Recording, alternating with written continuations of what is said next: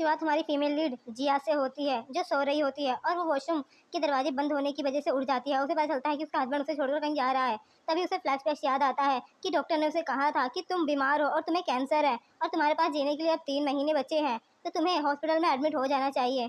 तो जिया कहती है कि नहीं, मैं अपने हस्बैंड से बहुत प्यार करती हूँ और मैं उसी के साथ रहना चाहती हूँ अपनी ज़िंदगी के बचे हुए समय में। और फिर जिया को याद आता है कि उसका हस्बैंड तो उसे बिल्कुल भी प्यार नहीं करता है, जिससे उसकी आंखों से आंसू आ जाता है। तो डॉक्टर उसे बोलती है कि तुम्हें अपने हस्बैंड से बात करनी चाहिए इन सब चीज़ों में और तुम्हारी उसे केयर करनी चाहिए। तभी हमें प्रेजेंट का सीन देखते हैं। जिया भाग कर जा रही थी और वो अपने हस्बैंड का नाम ले रही थी, लेकिन उसका हस्बैंड नहीं सुन रहा था। तो वो कार के सामने ही आ जाती है। तभी उसका हस्बैंड मिस्टर जी गुस्से से कार से बाहर निकलता है और उसे डांटता है और कहता है कि तुम क्यों नहीं मेरा पीछे छोड़ देती हो।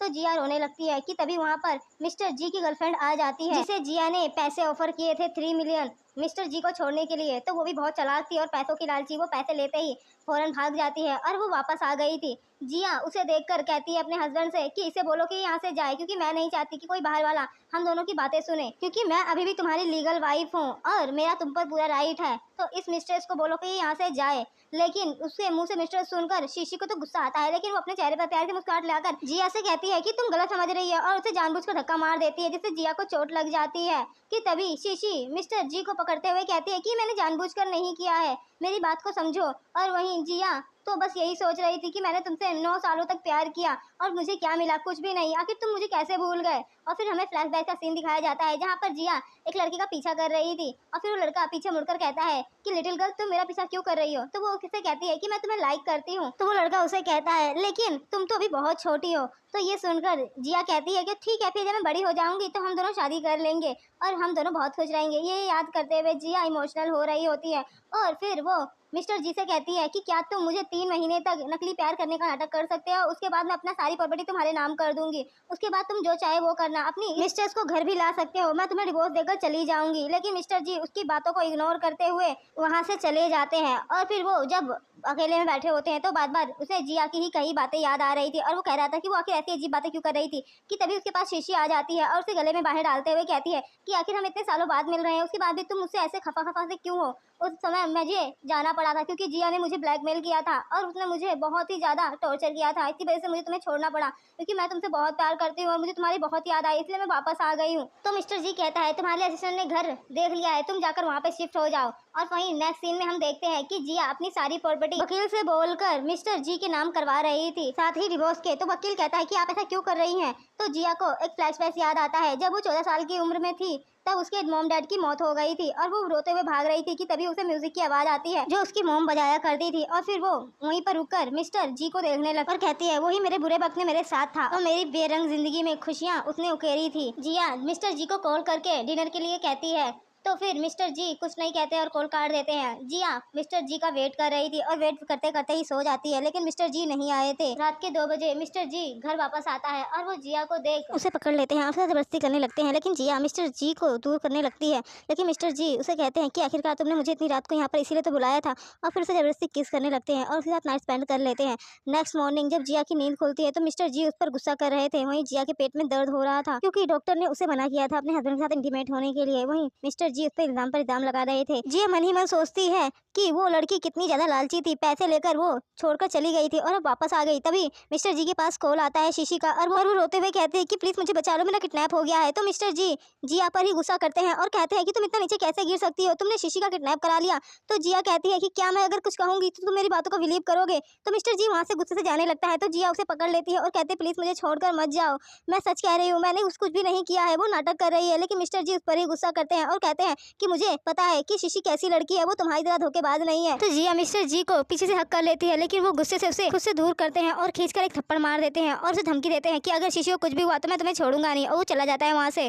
वहीं नेक्स्ट सीन में जिया अपने चेहरे पर चोटों के निशान को छुपा रही थी फाउंडेशन से और वो मन ही मन कह रही थी मैं अपनी इस लाइफ में बिना प्यार के नहीं मर सकती हूँ और मुझे कैसे भी करके अपने लिए प्यार ढूंढना ही होगा। और फिर वो अपने असिस्टेंट को कॉल करके बोलती है कि उस शीशी के बारे में पता करो कि कल वो रात वो कहाँ थी। तो असिस्टेंट जिया के पास आता है और उसे बताता है कि ये सब शीशी की चाल थी और उसने अपना खुद का किडनैप खुद से ही कराया था। जिया मिस्टर जी के फादर को कॉल करने के लिए कहती है और कहती है कि अब मैं इंसाफ तो लेकर ही रहूंगी अपने लिए। और फिर वही हॉस्पिटल में हम देखते हैं जहाँ शीशी रोते हुए कह रही थी कि तुम मुझसे प्यार करते हो, इसीलिए जिया ने जलन में आकर मेरे साथ ये सब किया है। तो मिस्टर जी कहते हैं तुम चिंता मत करो, उसने तुम्हारे साथ ये सब किया है तो मैं उससे जरूर तुमसे माफी मंगाऊंगा। वहीं जिया भी आ जाती है और वो कहती है कि मैंने कुछ भी नहीं किया है और मैं यहाँ पर सब कुछ साबित करने आई हूँ। और फिर वो कहती है कि इसने खुद से अपना किडनैप कराया था, मैंने कुछ नहीं किया था। कि वहीं तभी हमें दिखाया जाता है कि मिस्टर जी को इस बारे में सब कुछ पता था और उसने एक वीडियो भी देखी थी जिसमें शीशी किडनैपिंग की प्लानिंग कर रही थी। और मिस्टर जी अपने असिस्टेंट को बोलते हैं कि ये सारे सबूत मिटा दो। शीशी जब जिया के मुंह से ये सब सुनती है तो गुस्से से उसी ऊपर पानी फेंक देती है जिससे जिया एकदम से गिर जाती है घबराकर। और फिर मिस्टर जी उसकी केयर करने लगते हैं और उसे उठाकर दूसरे रूम में ले आते हैं और उसके ऊपर मेडिसिन लगाने लगते हैं। तो जिया मिस्टर जी से कहती है कि क्या तुमने जरा सा भी मुझसे प्यार नहीं किया? इन 9 सालों में मैंने तुमसे बहुत प्यार किया है, क्या तुमने कभी भी मुझे बिल्कुल भी पसंद नहीं किया? तो मिस्टर जी कहते हैं कि मैं दुनिया में किसी भी लड़की को पसंद कर सकता हूँ पर मैं तुमसे कभी भी प्यार नहीं कर सकता। ये सुनकर जिया कहती है मन ही मन मुझे पता था कि मिस्टर जी मुझे यही जवाब देंगे। और फिर वो रोने लगती है और कहती है कि क्या तुम्हें नहीं पता कि मेरे सीने में भी दिल है और मुझे भी दर्द होता है, लेकिन तुमने मुझे कभी भी समझा ही नहीं। मुझे भी तकलीफ हो रही है कि आखिर तुम मुझसे प्यार क्यों नहीं करते। और वो कहती है मन ही मन कि आखिर मैं जब 20 साल की हुई तब मैंने तुमसे शादी कर ली और मैं तुम्हारे साथ हमेशा ही रहना चाहती थी, लेकिन तुमने मुझसे कभी प्यार नहीं किया। तुम हमेशा ही शीशी से प्यार करते थे, जिस तरह से तुम शीशी से प्यार करते हो क्या मुझे उस तरह से प्यार कभी नहीं मिलेगा। और फिर जिया अपने आंसू पोंछते हुए कहती है कि हमें अब डिवोर्स ले लेना चाहिए, वैसे भी हम दोनों ही एक दूसरे के लिए बिल्कुल भी सूटेबल नहीं है और वैसे भी तुम तो शीशी से प्यार करते हो ना, तो तुम शीशी से शादी करना चाहते थे तो तुम्हारे पास अब अच्छा मौका है, तुम शीशी से शादी कर लेना। लेकिन मिस्टर जी कहता है कि तुम्हें पूरी तरह से कंफर्म है ना? तो जिया कहती है हाँ, और फिर वो डिवोर्स पेपर निकाल के दे देती है। तो मिस्टर जी उस पर साइन कर देते हैं और मन ही मन कहते हैं कि मुझे इतना बुरा फील क्यों हो रहा है, आखिर इस लड़की ने मुझे मजबूर किया था खुद से शादी करने के लिए। और फिर वहीं रूम में मिस्टर जी के डैड जी शीशी पर गुस्सा करते हुए कहते हैं कि तुमने आखिर ऐसा क्यों किया? अपनी किडनैपिंग की प्लानिंग करके मेरी बहू पर इल्जाम लगाया, आखिर तुम मेरी बहू बनना चाहती हो, लेकिन मैं पहले बता रहा हूँ मेरे होते हुए तुम मेरी बहू कभी नहीं बन सकती हो। वहीं जिया और मिस्टर जी भी आ जाते हैं, लेकिन मिस्टर जी अपने डैड की बात सुनकर इग्नोर करते हुए अंदर चले जाते हैं, जिससे जिया को पता चल जाता है कि मिस्टर जी को इस बारे में सब कुछ पता था। और वो मन ही मन कहती है कि इसे सब कुछ पता था, इसका मतलब इसने कुछ भी नहीं किया, ये इससे इतना प्यार करता है। और फिर जिया वहाँ से चली जाती है और रोड पर हर एक इंसान से कह रही थी कि मैं तुम्हें 5 लाख दूंगी, तुम मुझसे बस 3 महीने तक प्यार करो। लेकिन हर कोई उसे पागल समझ रहा था और उस पर गुस्सा कर रहा था। वहीं जिया अपने सच्चे प्यार की तलाश में इधर से उधर पैसे लेकर सबको कह रही थी, लेकिन कोई भी उसकी बात नहीं सुन रहा था। तभी एक औरत उसको आके मारती है और कहती है कि तुम मेरे पति को फंसाना चाहती हो, और फिर उससे लड़ने लगती है। लेकिन तभी वहाँ पर मिस्टर जी आ जाते हैं और वो जिया को बचाकर अपने साथ जबरदस्ती लेकर जाने लगते हैं और कहते हैं कि आखिरकार तुम प्यार के लिए इतनी ज्यादा भूखी हो कि अब तुम रोड पर यहाँ पर ऐसे तमाशा कर रही हो। लेकिन जिया उसे कहती है कि तुम अपने काम से काम मतलब रखो, और वैसे भी अब हम दोनों का डिवोर्स हो चुका है तो तुम्हारा और मेरा कोई लेना देना नहीं है और ना ही अब कोई रिलेशनशिप, तो तुम अपनी शीशी के पास जाओ यहाँ से। लेकिन मिस्टर जी को बुरा लगता है कि तभी वहाँ पर शीशी आ जाती है और अपना वेडिंग इनविटेशन कार्ड जिया को देते हुए कहती है कि मैं और मिस्टर जी अगले मंथ शादी कर रहे हैं तो हमारी शादी में तुम जरूर आना। वहीं जिया के पास उसकी फ्रेंड का कॉल आता है और फिर वो वहाँ पर चली जाती है। वहीं उसकी फ्रेंड एक कॉफी शॉप में काम करती थी, वो उसे चेयर पर बिठाकर अपना काम करने लगती है कि तभी शीशी को बाहर मिस्टर जी नजर आते हैं और वो कहती है कि ये जी ने चश्मा क्यों लगाया है और मुफलर, इसने तो ये कपड़े नहीं पहने थे, इसने तो कोई और कपड़े पहने थे। और फिर वो जल्दी से उठकर बाहर जाकर मिस्टर जी को ढूंढने लगती है, लेकिन मिस्टर जी उसे कहीं पे भी नहीं मिल रहे थे और वो परेशान होने लगती है कि तभी उसकी फ्रेंड आ जाती है और कहती है कि तुम यहाँ क्या कर रही हो। तो वो बोलती है कि मैंने अभी यहाँ पर जी को देखा है लेकिन वो पता नहीं कहाँ गायब हो गया, मुझे उसे ढूंढना है। तो जिया की फ्रेंड उसे समझाती है कि वो यहाँ नहीं होगा, तुम चलो मेरे साथ। और फिर जिया एक कॉन्सर्ट में आ जाती है, तभी उसके पास फ्रेंड का कॉल आता है और उसे वो डिनर के लिए कहती है। तो जिया कहती है अच्छा ठीक है मैं आ रही हूँ, और फिर जिया वहाँ से जाने लगती है कि तभी उसे वही म्यूजिक सुनाई देता है जो उसकी मोम बजाया करती थी। तो वो पलटकर देखती है तो स्टेज पर मिस्टर जी बैठकर प्ले कर रहे थे और जिया कहती है कि ये यहाँ पर क्या कर रहा है। और फिर वो इमोशनल होने लगती है, वो वही म्यूजिक सुनकर जिसे सुनकर उसे मिस्टर जी से प्यार हो गया था, लेकिन वो इस वहाँ पर जी नहीं बल्कि जी का बड़ा भाई जियांग था, उसका जुड़वा भाई। और फिर उसे ढूंढने लगती है कि तभी उसे मिस्टर जियांग मिल जाते हैं और वो कहते हैं कि लिटिल गर्ल तुम यहाँ क्या कर रही हो। तो जिया उसे देखकर रोने लगती है और उसे अपने पुराने मोमेंट्स याद आने लगते हैं और वो उसे पकड़कर कहती है कि मैंने तुम्हें बहुत ज़्यादा मिस किया। वहीं जियांग मन ही मन सोचता है कि ये मेरी भाई की वाइफ है तो मुझे इससे क्लोज नहीं होना चाहिए। और फिर वो उसके चेहरे पर हाथ करते हुए कहता है कि ठंड काफ़ी ज़्यादा है, और फिर वो उसे अपना मुफलर देता है और कहता है कि तुम्हारा घर कहाँ है, चलो मैं तुम्हें तुम्हारे घर छोड़ देता हूँ। तो जिया मन में सोचती है कि ये ऐसा अजीब बिहेव क्यों कर रहा है, और फिर वो कहती है कि तुम मेरे साथ इतना नाइस बिहेव क्यों कर रहे हो। वहीं मिस्टर जी के पास असिस्टेंट एक फ़ोटो दिखाता है जिसमें जिया एक लड़के से गले लग रही थी, लेकिन उसमें जियांग की बैक ही नजर आ रही थी। और फिर मिस्टर जी जिया को कॉल करते हैं, लेकिन जिया उसका कॉल नहीं उठा रही थी और फिर वो गुस्से से सुबह जिया को अपने घर उठाकर ले आता है और उस पर थोड़ा गुस्सा भी करता है, लेकिन फिर शांत होकर कहता है कि क्या तुम मुझसे कुछ बताना चाहती हो, क्या तुम मुझसे कुछ छुपा तो नहीं रही हो। कि तभी हमें कल सी वाला सीन दिखाया जाता है जहाँ पर जिया उसे कहती है कि तुमने शादी के बाद से चश्मा वश्मा लगाना बंद कर दिया था और तुमने आज चश्मा क्यों लगाया है। लेकिन मिस्टर जियांग उसे नहीं बताते हैं कि वो मिस्टर जी के बड़े भाई हैं। वहीं जिया उसे पूछती है कि बोलो ना कि तुम मुझे आज हमेशा से अलग क्यों लग रहे हो, और फिर वो उसका हाथ थाम लेती है और फिर उसके साथ जाने लगती है।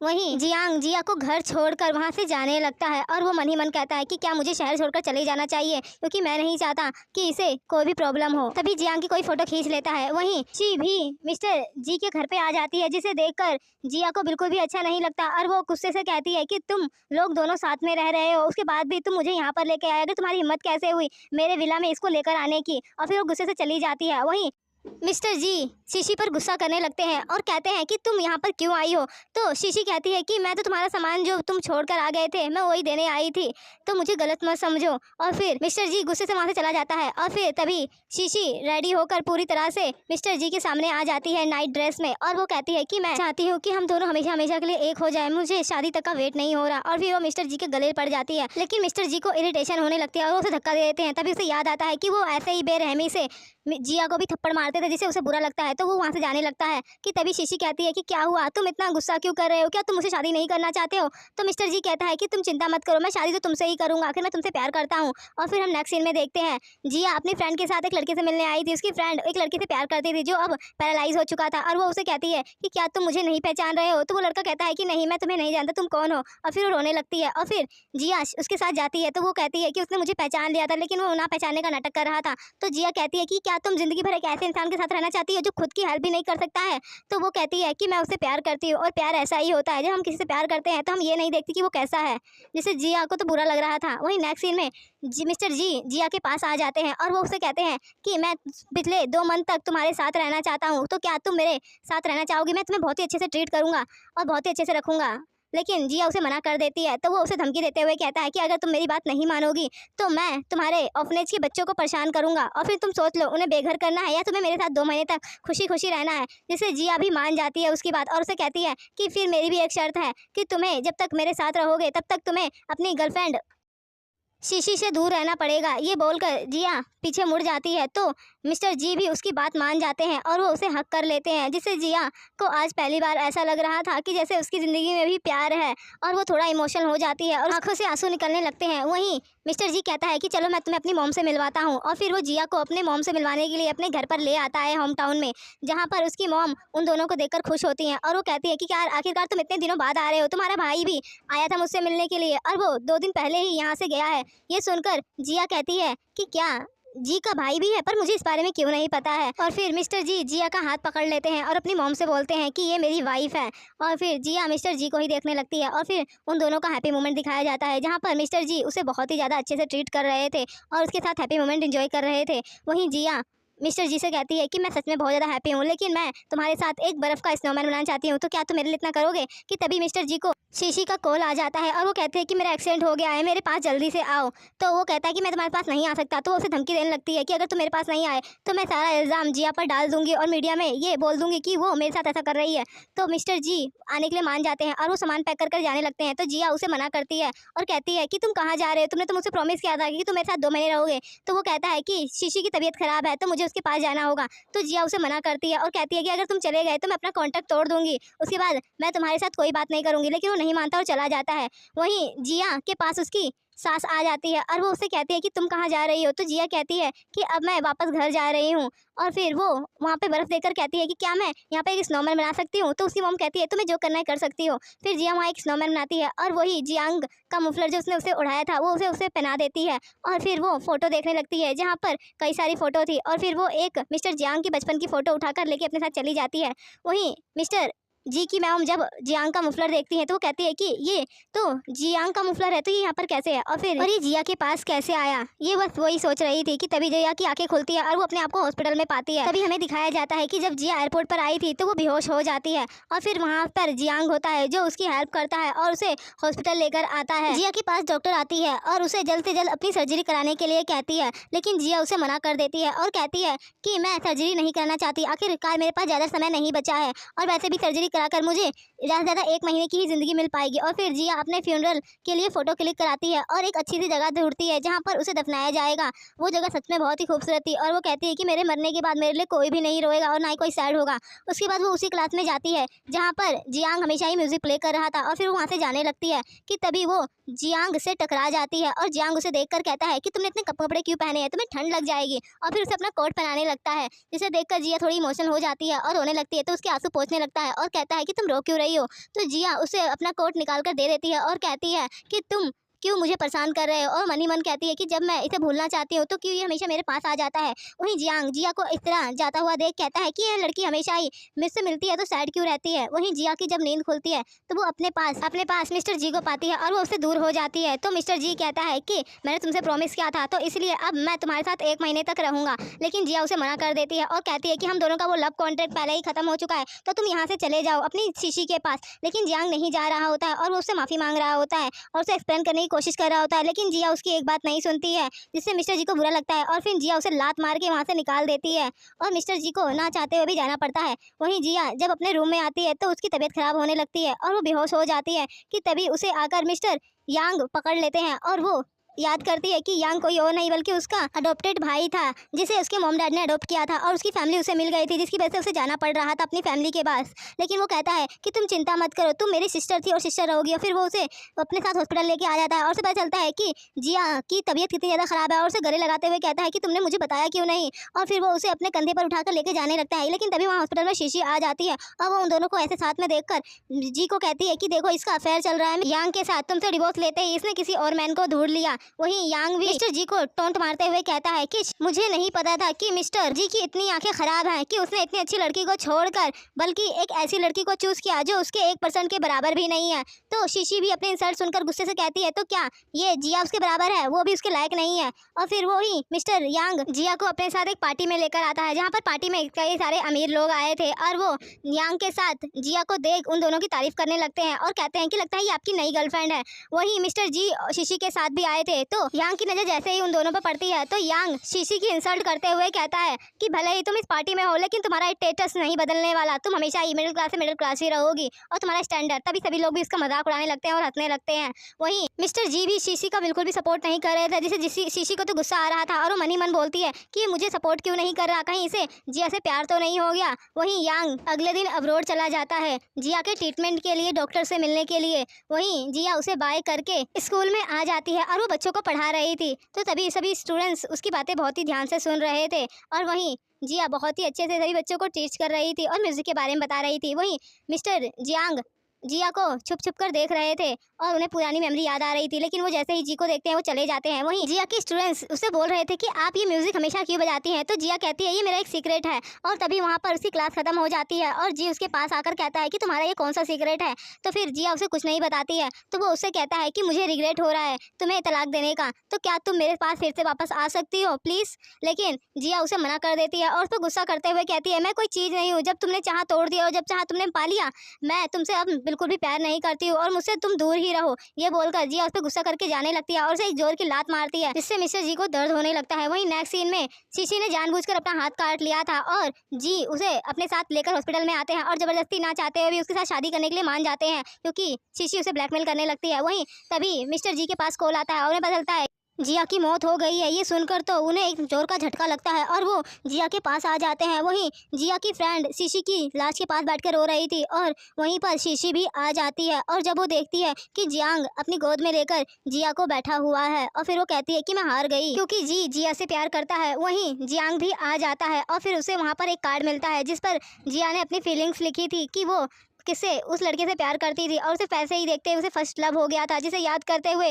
मिस्टर जी को बहुत ज़्यादा रिग्रेट होता है कि उनकी गलती की वजह से जिया अब इस दुनिया में नहीं रही है। और फिर वो जिया की डेड बॉडी को देखते हैं और फिर उन्हें वही अपनी पुरानी मेमोरी याद आती है कि कैसे वो पियानो बजाया करते थे और फिर उन्हें अपने वो सारे मोमेंट्स याद आते हैं जब वो जिया से मिले थे। वहीं नेक्स्ट सीन में मिस्टर जी को बहुत ज़्यादा रिग्रेट हो रहा था जिया के जाने का और वो मन ही मन कहते हैं कि मुझे माफ़ कर दो, मैंने तुम्हारे प्यार को नहीं समझा, मुझे नहीं पता था कि तुम मुझसे इस हद तक प्यार करती हो। और वहीं नेक्स्ट सीन में फ्यूनरल पर मिस्टर जी जिया के ग्रेव पर फूल चढ़ाते हैं कि तभी वहाँ पर वकील आ जाता है और वो प्रॉपर्टी के सारे कागज उसे देते हुए कहता है और एक एनवलप कि जिया ने अपनी सारी प्रॉपर्टी तुम्हारे नाम कर दी है और ये एक लेटर तुम्हें इसने देने के लिए कहा था। और फिर वो उसे पढ़ने लगता है, जिसमें पढ़ने के बाद वो रोने लगता है कि तभी लास्ट में लिखा था कि वो चाहती है कि वो उसके लिए वही म्यूजिक प्ले करे जो हमेशा से करता था। जिसे सुनकर जियांग कहता है लेकिन मुझे तो म्यूजिक प्ले करना ही नहीं आता है। और फिर वो वकील से पूछता है, लेकिन तभी वहाँ पर जियांग पियानो लेकर आ जाता है और उसकी ग्रेप के पास बैठकर वही म्यूजिक बजाने लगता है जो जिया को पसंद था। और फिर